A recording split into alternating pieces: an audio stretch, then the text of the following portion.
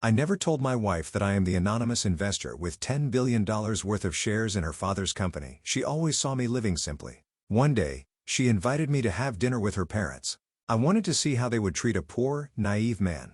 But as soon as they slid an envelope across the table, the envelope slid across the mahogany table with a sound that changed everything. Inside was a check for $500,000, and Richard Hastings was smiling like he just solved all his problems with one signature. What he didn't know was that the man sitting across from him, the one he was trying to buy off like some gold-digging nobody, controlled 47% of his entire empire. My name is Nathan Cross, and this is the story of how I watched my wife's family try to destroy me while I held their financial future in the palm of my hand. For 3 years, I'd been married to Emma Hastings, the daughter of one of Chicago's most prominent real estate developers. And for 3 years, I'd let her family believe I was nothing more than a struggling data analyst who'd somehow convinced their precious daughter to marry beneath her station. The truth was far more complicated. The truth was that I owned enough shares in Hastings Development Corporation to remove Richard from his own boardroom with a single phone call. But I'd stayed silent, watching, waiting to see who these people really were when they thought no one was keeping score. The dinner invitation came on a Tuesday morning.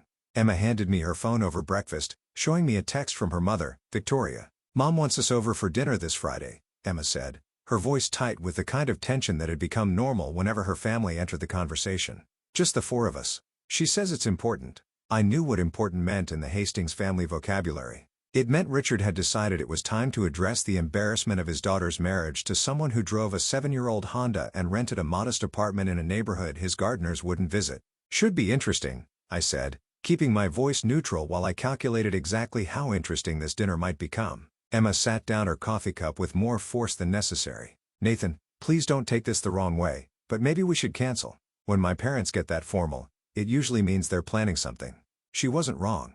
In the 3 years we'd been married, Richard and Victoria had made their disapproval crystal clear through 1,000 small cuts. The way Victoria would mention Emma's ex-boyfriend, Trevor, who now ran his own investment firm. The way Richard would talk about successful young men in his industry, always making sure I understood I wasn't one of them. The carefully planned family gatherings where I'd be seated at the children's table while Emma's cousins, all properly credentialed and appropriately wealthy, discussed business with the adults. "We're going," I said firmly. "I want to see what they're planning." What Emma didn't know, what nobody except my attorney and financial advisors knew, was that Nathan Cross, the unremarkable data analyst, was also NC Holdings, the anonymous investment entity that had been steadily acquiring Hastings Development Corporation stock for the past 8 years. It started when I was 24, fresh out of MIT with a degree in financial engineering and a small inheritance from my grandfather.